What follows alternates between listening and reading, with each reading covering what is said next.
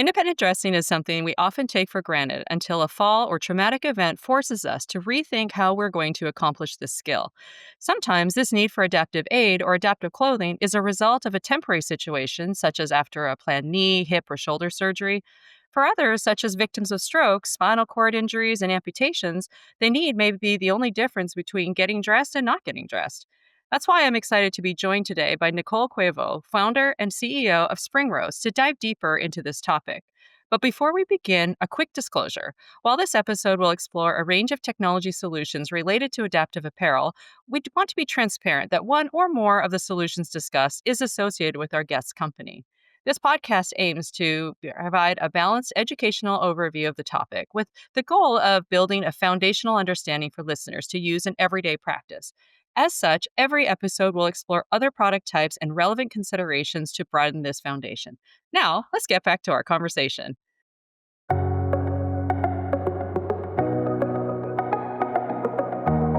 Welcome to Innovative Aging, a podcast for clinicians who want to stay creative, stay informed, and stay connected to what's possible. I'm your host, Carol Chiang, an occupational therapist with 27 years of experience in rehab and home-based care. I know how hard clinicians work to keep their clients aging safely, whether that means hacking together solutions, testing new products, or thinking 3 steps ahead.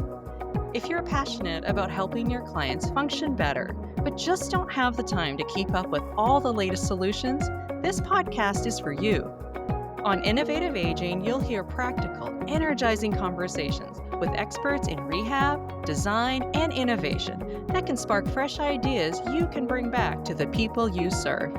Together, we can rethink what it means to age well at home and lead the way in shaping the future of aging. Let's dive in.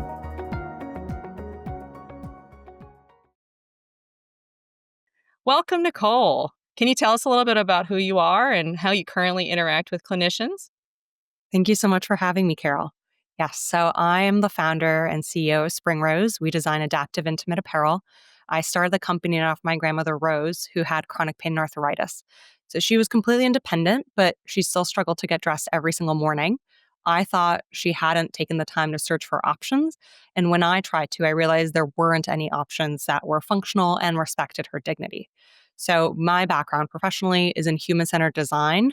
I then spent 3 years interviewing over 100 women, working with over 35 physical and occupational therapists, serving over 500 women with limited mobility to understand their needs and build better products. From that, we got our bras, our mobility bras, which can be put on over 8 different ways, and they're unique in the market. And now, 5 years in, we serve over 60 different health conditions, everything from a temporary broken bone to more permanent things like arthritis, MS, and stroke. So we focus specifically on designing innovative, adaptive apparel that solves the needs of consumers that have gone underserved for way too long. And we partner with occupational therapists and physical therapists in different ways. So on the one hand, part of the education process, so I'm a guest lecturer at different occupational therapy schools around the country on subjects such as human-centered design, adaptive equipment, adaptive apparel, user research, entrepreneurship, things of that nature.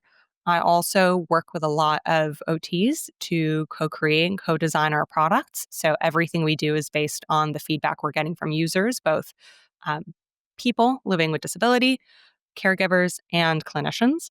And then on the third part is providing some of that support. So I do in-services at different rehab centers and hospitals around the country to teach clinicians about adaptive intimates.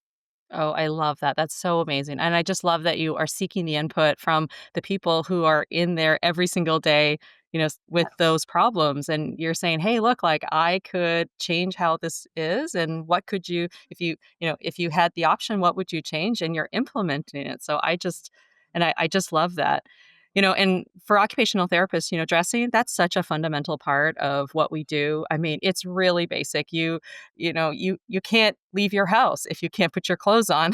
So this is a major thing, a major, goal that people will put in there. It's the number one thing. Like, first, I want to be able to get on and off the toilet. Second, I need to be able to put my pants on.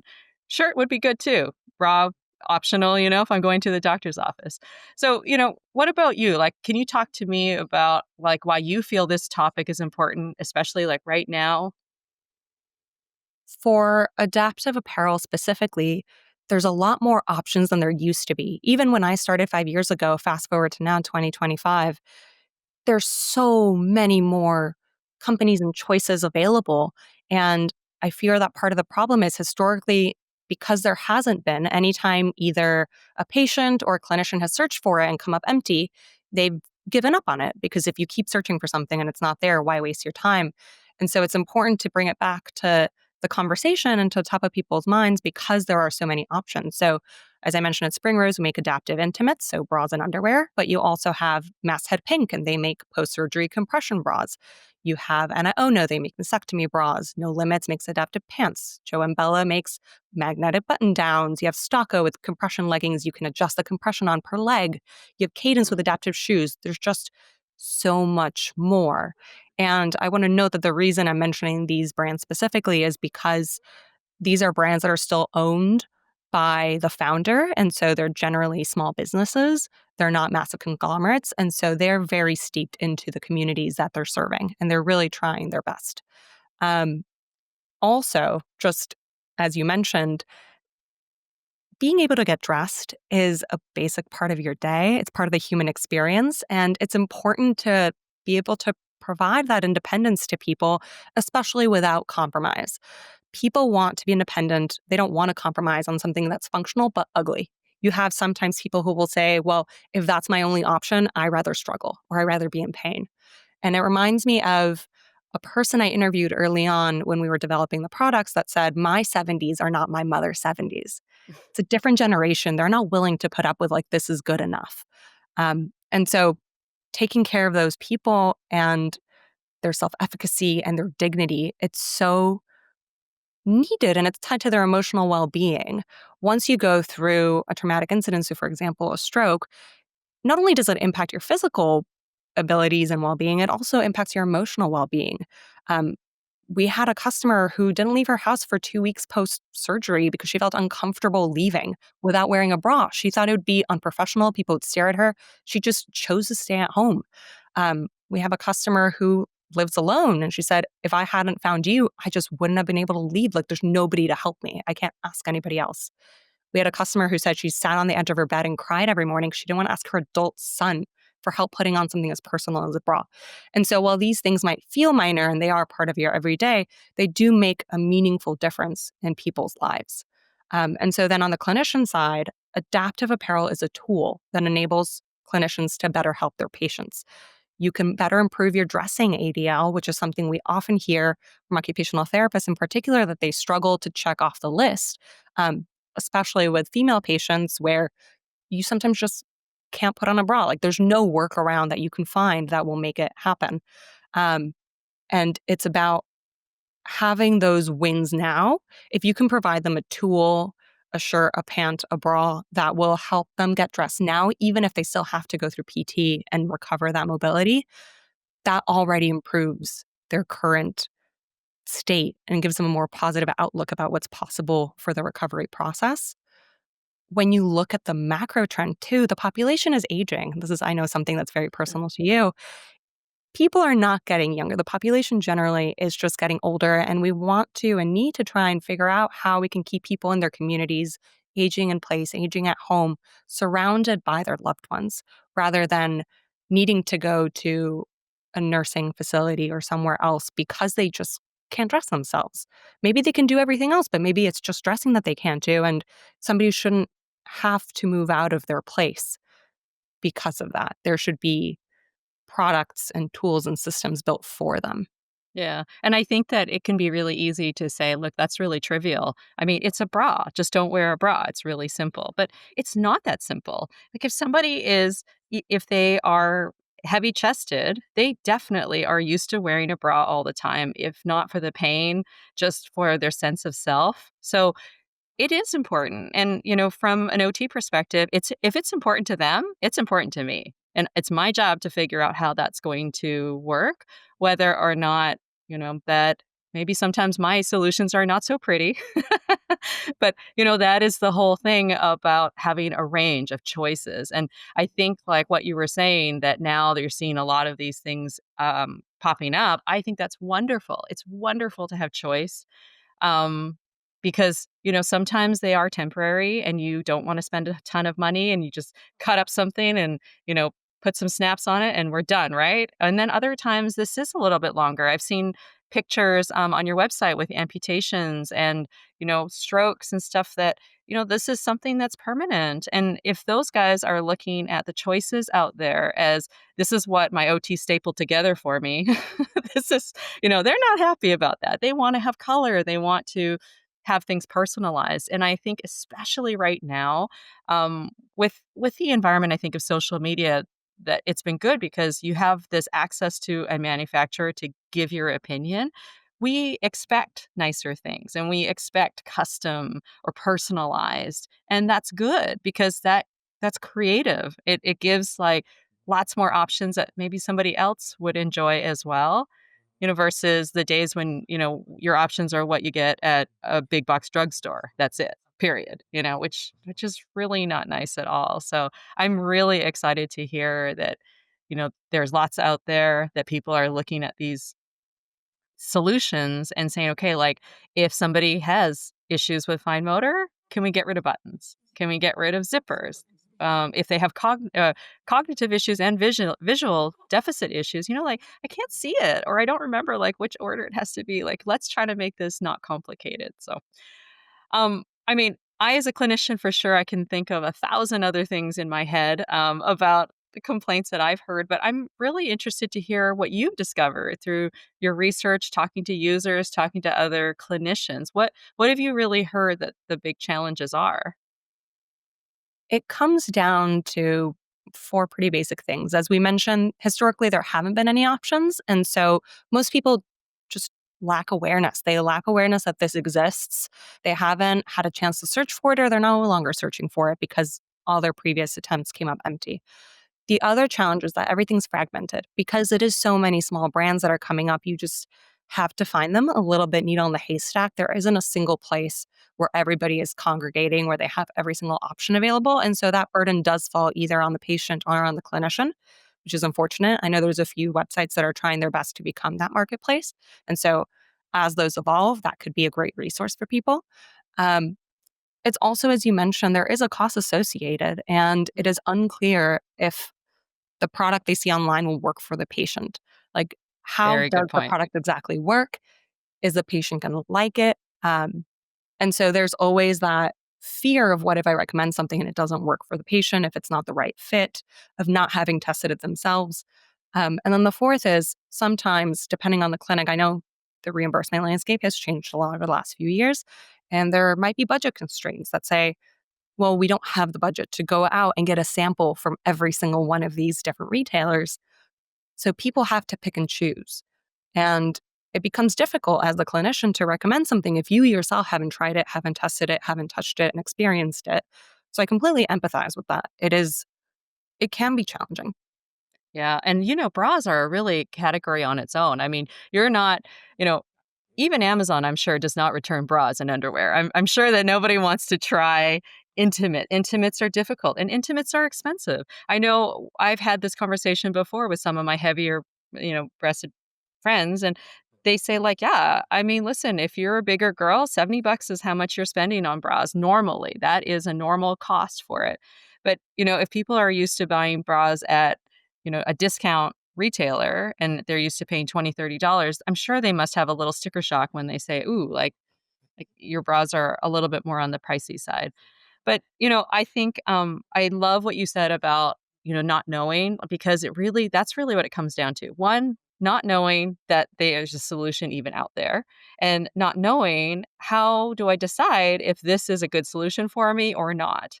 And it kind of brings me to, like the those are the same kind of questions that we struggle with all the time in home care as well, because like you said, if I haven't tried it, I have no idea if it's going to work, and I have a hard time, recommending something to my patient that they might end up being out $70, and it's because I don't know any better. But so I wanted to kind of bring up, what are those solutions, right? Like, so we talked a little bit about this budget thing and we talked about like not knowing these solutions. And I kind of have to laugh because I know you and I had a conversation about the turning like of the bra, and really like I never learned to put on a bra the regular way. I always turned it.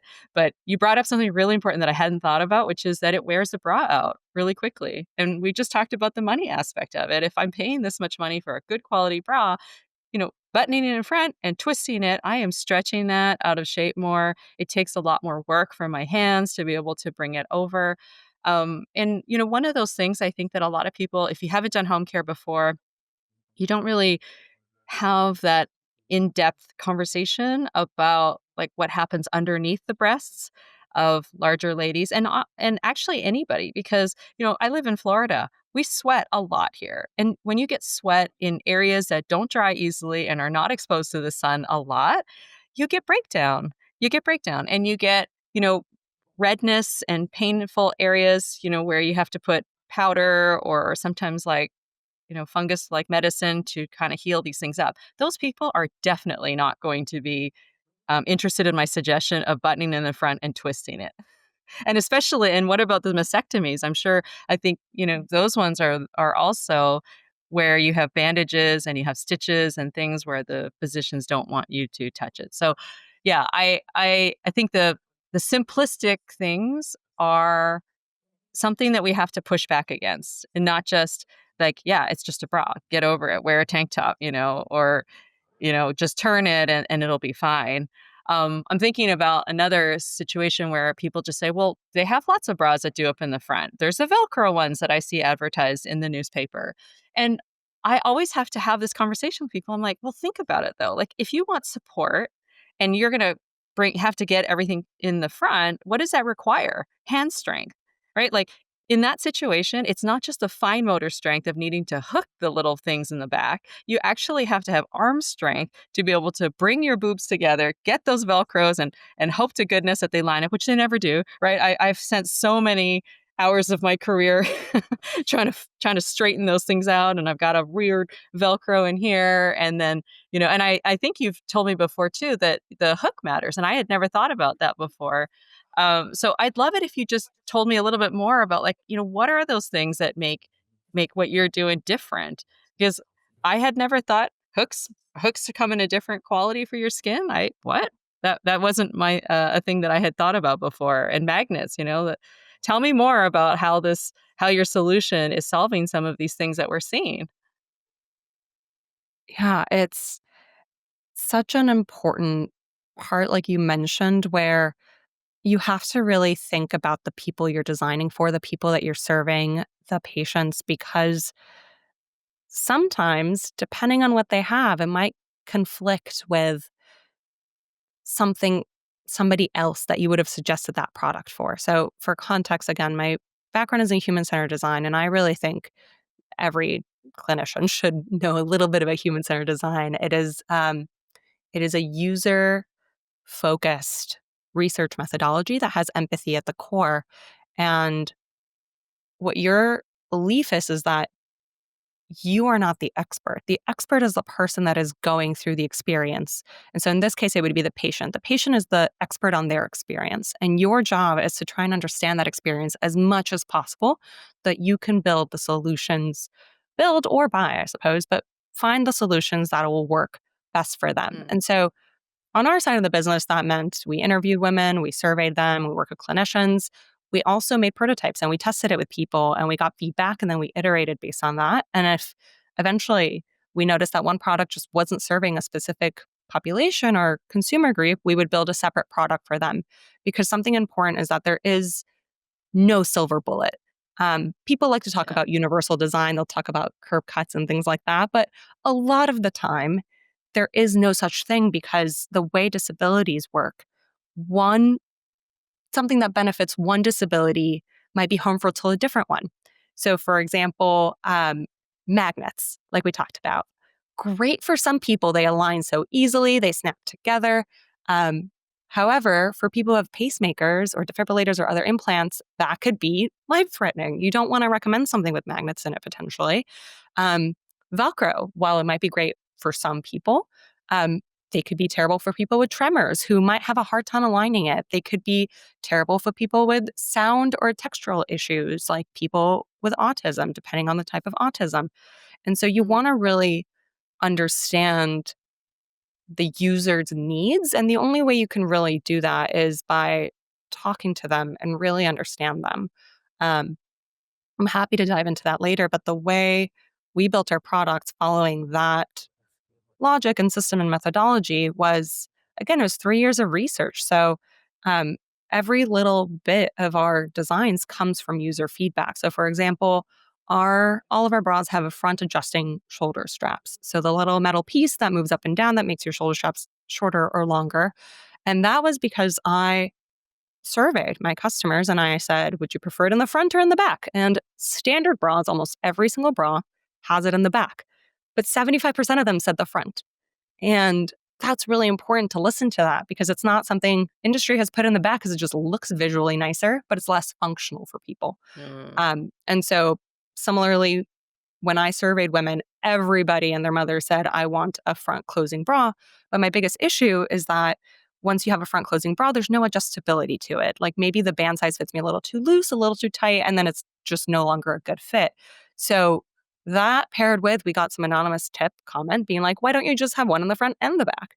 And that's what we do now. We tested it and people love it. It's one of the best selling features, if you will, of our product is the adjustability of the sizing, making sure people have their right fit. And also because depending on the condition, sometimes people might flare up and they want to be able to loosen the bra really discreetly, really quickly without having to go to the bathroom and change. Or they might also just experience weight loss. They might take a drug and increase in weight or take another drug and lose weight. You never really know what's going to happen in people's lives. And to your point about the cost, it's an investment. And so you want people to be happy and comfortable with what they're buying and not feel like, oh, I could only use this for 3 weeks and now I'm out of money. Um, and so when we started with our Velcro front closure bra, the way we tested it is, and I think this really does apply to both PTs and OTs or anybody who's like, to your point, stapling together products potentially, um, you might not get it right the first time. It might require repetitive testing and seeing what works and making adjustments. So when we first started, we had a front Velcro strap and you had to put it through a hole. And it was meant to be a one-handed bra. The woman we tested on had a frozen shoulder, but she also had tremors. And I noticed as she was putting it on how difficult it was for her to align that Velcro strap through that tiny hole. Mm. So we ended up making the strap pointed at the end instead of flat to make it easier to insert. I talked to a hand PT who suggested, why don't you have like a D-ring or something people can loop a finger through or a tool, a gadget, pull and close and adjust. And so we added a hidden pocket behind the strap so that people could add an O-ring.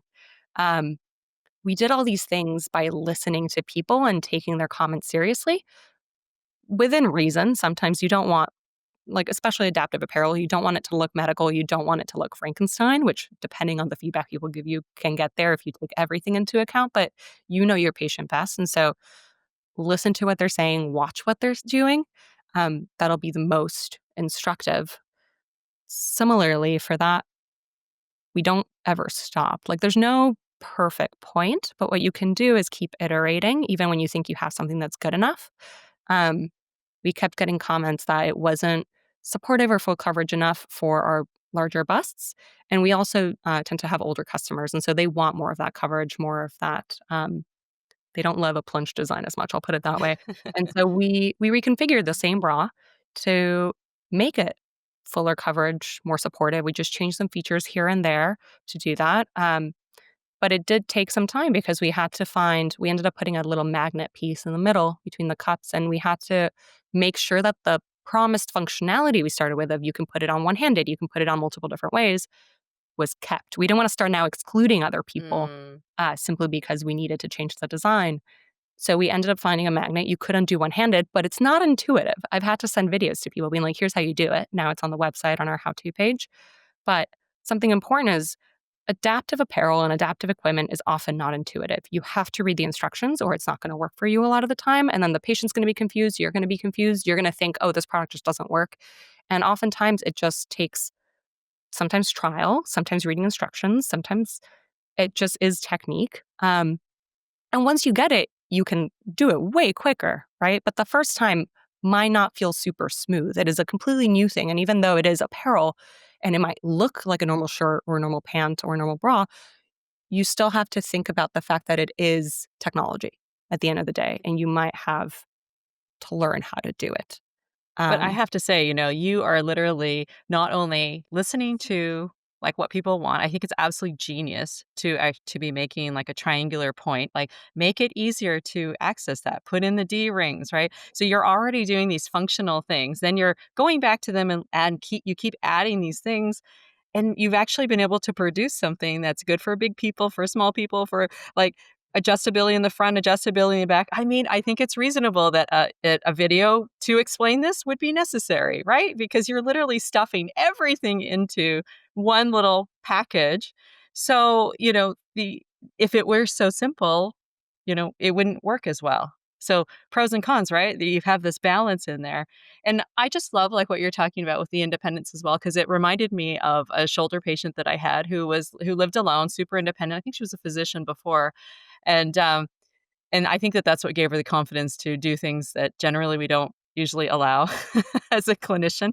And so that is like being able to, take the splint on and off by yourself in order to take a shower, to clean underneath your armpit because, it's wet or smelly or whatever, and people feel nervous about it. But I think she kind of had the confidence about it because of her medical background. But I remember going to her house one time when we were talking about how to get that strap that goes around your waist. And she was showing me how she was like, okay, if I lean forward and I swing my bottom back and forth like a tail, and then I get momentum enough that I can grab it on one side, will that work? And I was like, I don't know, but I'm willing to watch. Let's watch it and see, right? And she did it. And oh my goodness, like I learned a new way, not textbook way, but a new way for other people to do it because she showed me something she had innovated to solve that problem about not being able to be independent. So I just love like hearing about these things cuz and like you said earlier, you find new ideas from talking to people. Things that you wouldn't really realize as the person who's building that. So it's just amazing. I had a client where um at the time, maybe about 5 years ago, magnetic clothing was probably the only option. Really, let's see, let's think about this. Probably Velcro. Velcro is usually an option. Snaps, which require, your finger strength. Um, the let me think. Oh my goodness. Hold on a second. I gotta stop for a second because I'm all twisted up in here. Okay, pause. 3, 2, 1. Okay, so I wanted to just tell you a quick story because I had a client with ALS, so very quick progressing situation. But she was a professor, was used to wearing button-up shirts, beautiful little pencil skirts. It felt weird for her not to be doing that. And ALS happens quickly, so one minute you're fine, and just the progression is so fast, and you don't even have time to shift your identity and kind of change into this thing like, well, it might be easier for me to use something else. So I remember her going out for dinner with some other colleagues, and she had gotten those magnetic shirts, and she went to lean over to go get the butter or something. And they all popped open, and I thought, oh my gosh, right? Like the one thing that you thought like was going to be this perfect thing because I don't have the fine motor strength to get all those little buttons ends up being the thing that embarrasses me when I'm like at the table. So I do really agree that this takes a little bit of judgment of looking at the person, looking at, what are you trying to solve? And what skill set do you have in order to like make that easier? So zippers and, is it tactile? Is it visual? Like what do you have there and how do I match it with the right solution for you? And that's where I wanted to ask you, have you seen times where like adaptive clothing is not the answer, just such as like that example that I just gave? there are some times when it is not a good fit. So, one that comes up a lot is obviously if the patient is resistant to it, you should never be forcing the patient to buy or opt into something that they don't want. Some people are quite happy just staying in a hospital gown or something else that feels comfortable for them, that maybe it's not the most flattering, the best fitting, but who cares? That is their choice that they get to make. And so you should recommend options. But if the person declines, then that is a choice that they're making. Another instance is post op, but for example, specifically, let's say like a mastectomy or a reconstruction, something around the breast tissue. You need drainage, You need to make sure there's compression, and you need to make sure that if you are recommending a product, it has those things in it already, and it's not just a general adaptive product. Um, because the needs of each person, depending on what they had, especially if it's surgery, is going to be very different from somebody who maybe is in a longer recovery stage for a different type of injury or illness. Um, and then there's other instances where maybe the condition is progressive and it progresses really fast and it just doesn't make sense. So, like the example you just mentioned of ALS, to your point, sometimes, not always, but sometimes it progresses so quickly that it doesn't make sense for the patient or their family and loved ones to invest in some of this because the adaptive apparel is just more expensive. It is more expensive to manufacture, it's more expensive to make than traditional clothing, and by nature, therefore, needs to be priced higher than a low cost retailer clothing items. And so, for somebody whose symptoms might be changing day to day or week over week, it might not make sense for them to make that financial investment depending on their situation.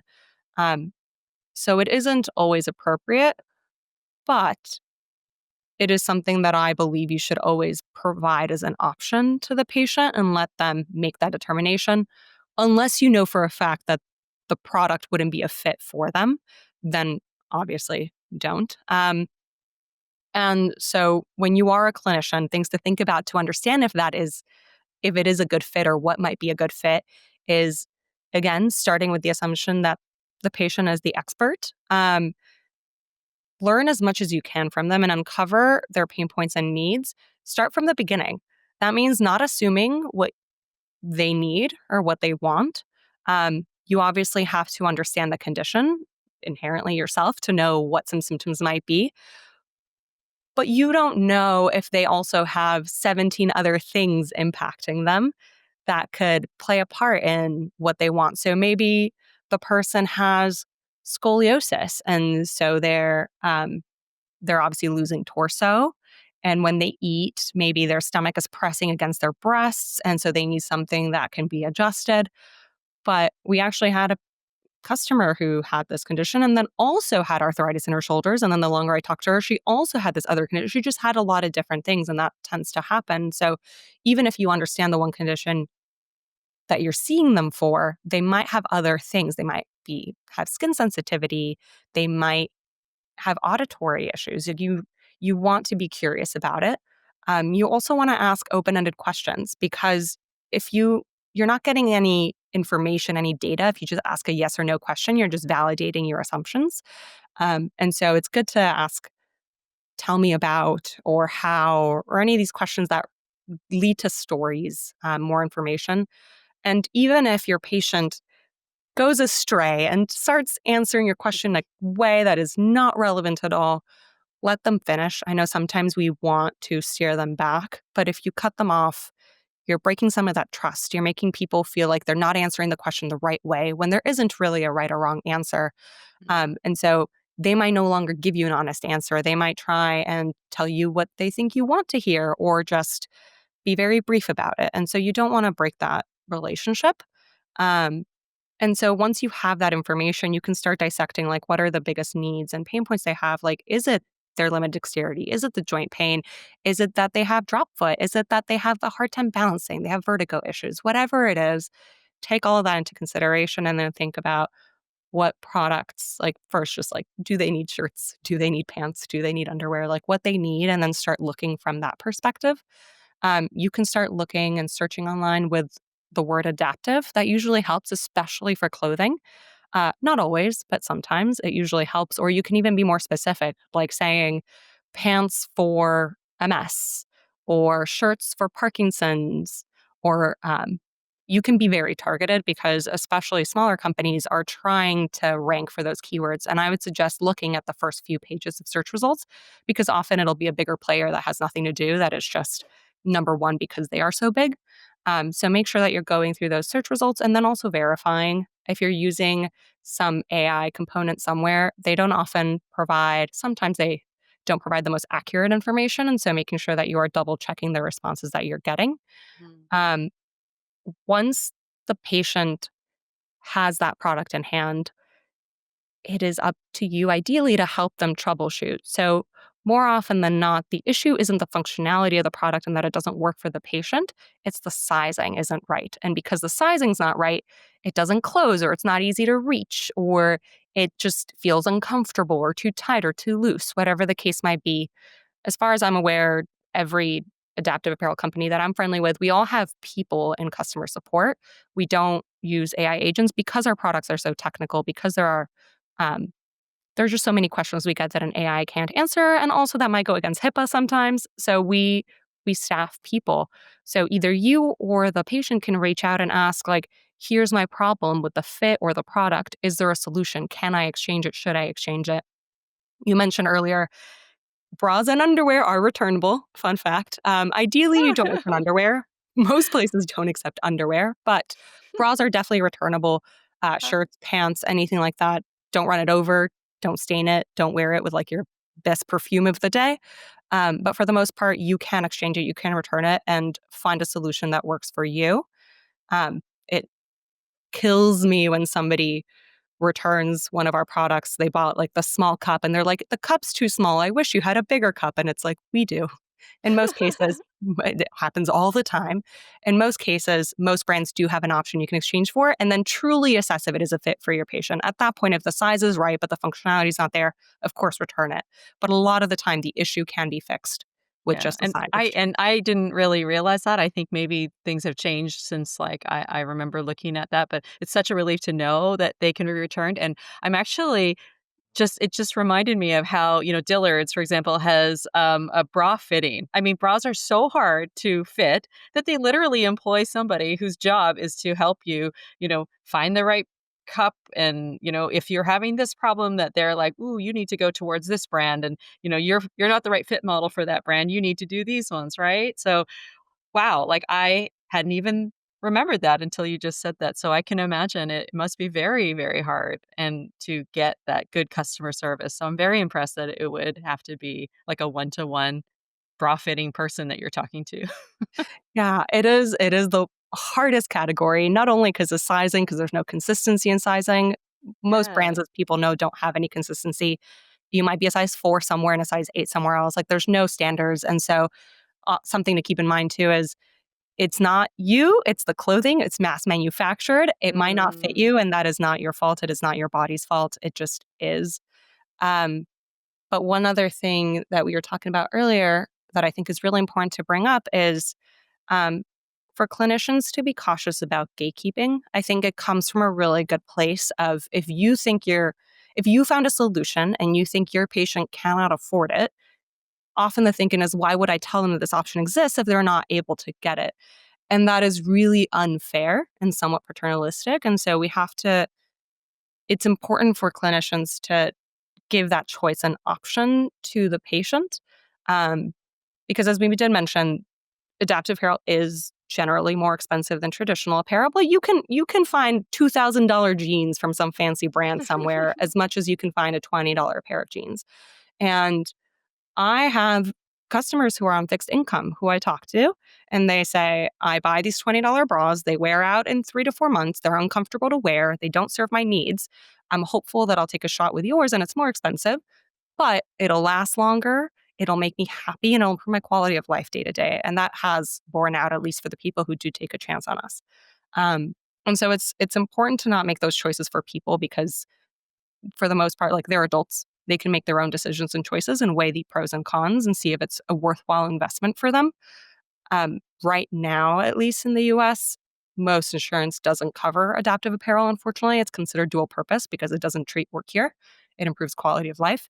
mm, And so there are some financing options that are available for clinicians if they want to share these with their patients. It depends on the situation, on the patient, on the state, so many things, unfortunately. But one of it is VA hospital systems, the hospital system sometimes covers it. So we have a distributor. So anybody at the VA can order our products, like any clinician can order our products for their veteran. Um, some products can be covered by FSA, HSA reimbursement if mm, there's a letter of medical necessity from the doctor. Um, some brands have payment plans available. State assistive technology offices offer payment plans as well, where they can give low cost or no cost, like no interest rate loans for 6 months. At that point, you're paying $5-10 a month. Um, and some Medicaid waiver plans have supplies, materials, clothing, different things that are covered. It really depends on the social worker. And so the clinician needs to work with that patient social worker to see if they can get that product purchased and reimbursed. Yeah, that's amazing. And I think that I've also heard that there are fundraising grants, Help Hope Live, I think. You can like sign up for an account and then, you can fundraise towards adaptive equipment. I'm sure that must include clothing since that is a basic necessity. And I'm curious, I know some splinting companies that I've worked with in the past have had this allocated like a program where their returns come back and they end up selling them at a discounted price. And I'm wondering, like, have you heard of that as something that the adaptive clothing, I guess, world has started doing? S- I mean, for the same reasons as why splints are so expensive, right? And so they want to be able to help people who can't afford it. Yeah, I can't speak very well to other brands and what they do. I can say that for us, if we get a product that is not resellable, so it smells, it has a stain, something's happened to it, we'll launder it and then we'll usually Mm. gift it as samples to rehab centers. So we try and Oh, not I throw love out that. as much as possible. I've only thrown out one, and it's because I laundered it 4 times and the smell of perfume wouldn't go away. And I just gave up on it at that point. But as an industry, I haven't seen Hmm. much of that reselling, but I have seen people who, for example, will resell our product on eBay or something Hmm. because they only Interesting. wore it post shoulder surgery for 3 to 6 months, and the bra's still perfectly fine. And it is a bra you just laundered; it's not the same as underwear. Um, and so I have seen people reselling it on third party sites. I have not seen that from any like on website from adaptive apparel I guess retailers. I But throw it yeah, out there because I'm hopeful that we'll also yeah, look at the environmental aspects of it. And in a lot of cases, for my patients, I always call the manufacturer just to ask. If they can't afford something, just ask because, drug companies, for example, will often send you a month's supply of drugs if you need a specific one and you can't get it. And, they want people to be able to use their products and you just never know. And if you don't ask, yeah. right, you'll never know. And I think that from a clinician's point of view, I grow brain cells every time that I call them and I find out, well, the answer's no. Okay, now I know.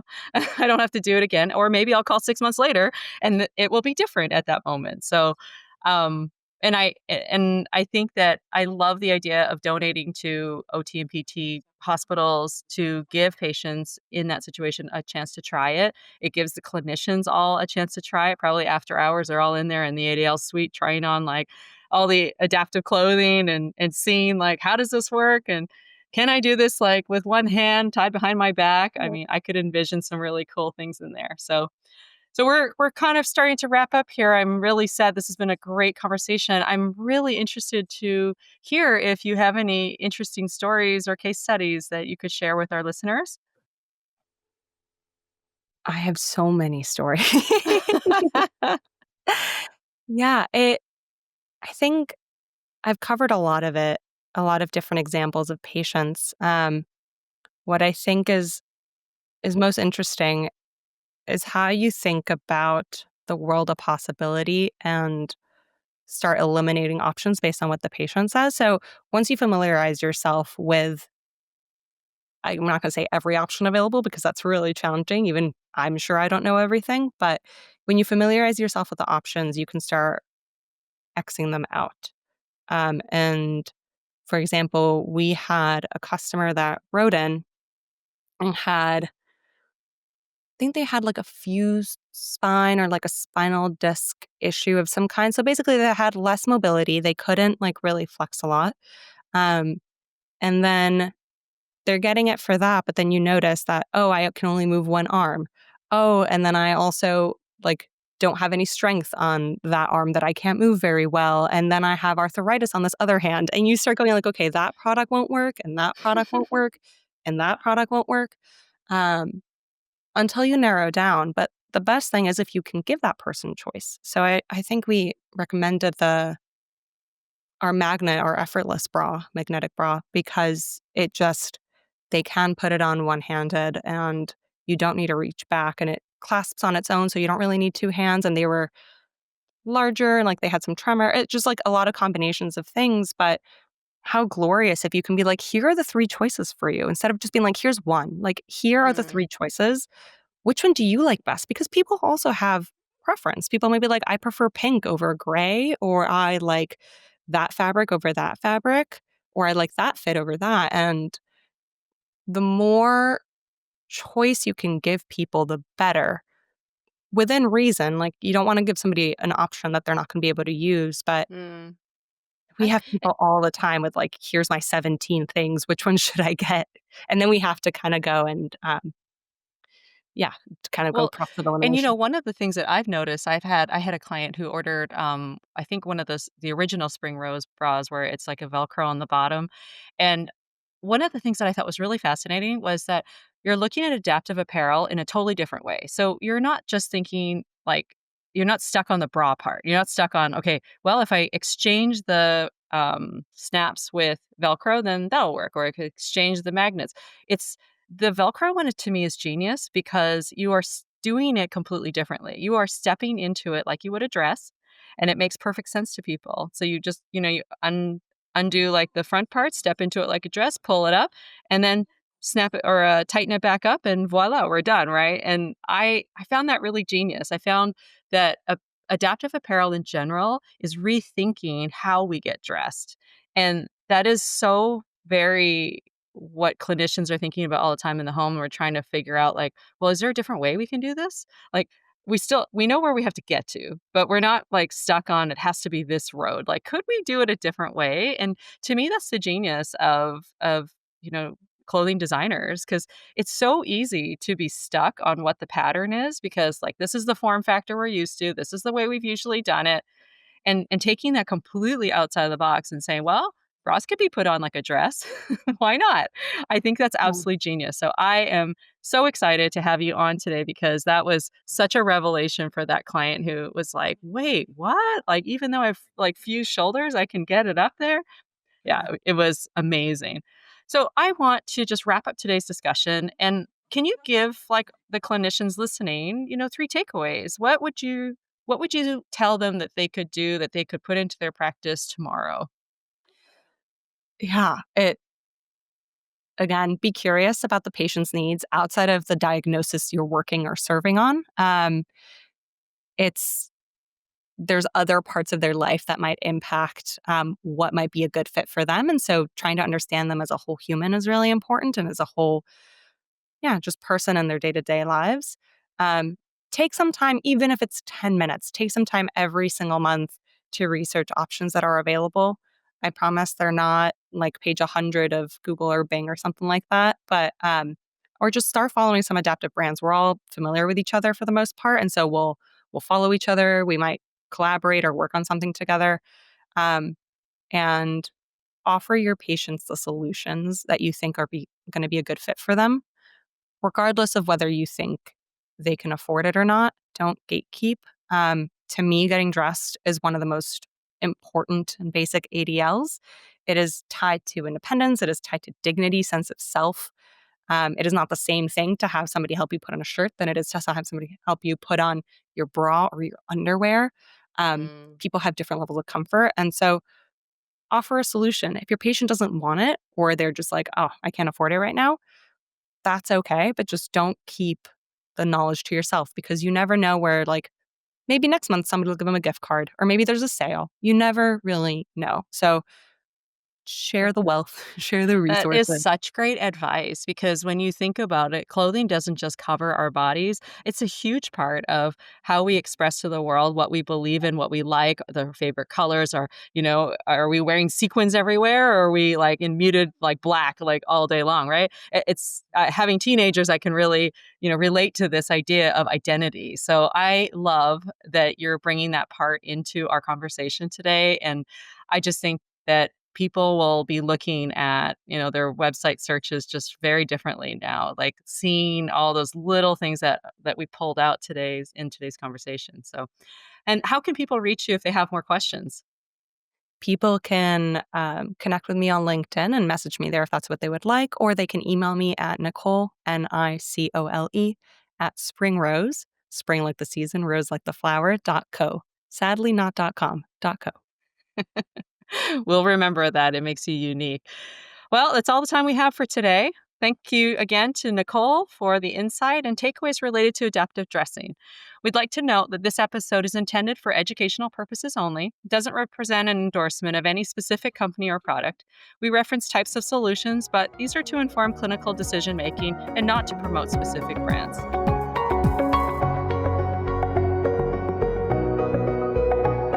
Thanks for tuning in to Innovative Aging by MedBridge.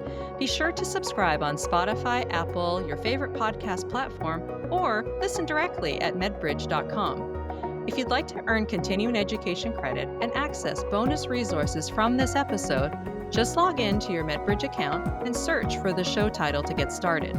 And we'd love to hear from you. If there's a topic you want us to explore or a guest you'd love to hear from, reach out via Instagram or email us at podcasts@medbridge.com. Thank you for the work you do and for joining us as we explore what it truly means to age in place. See you next time.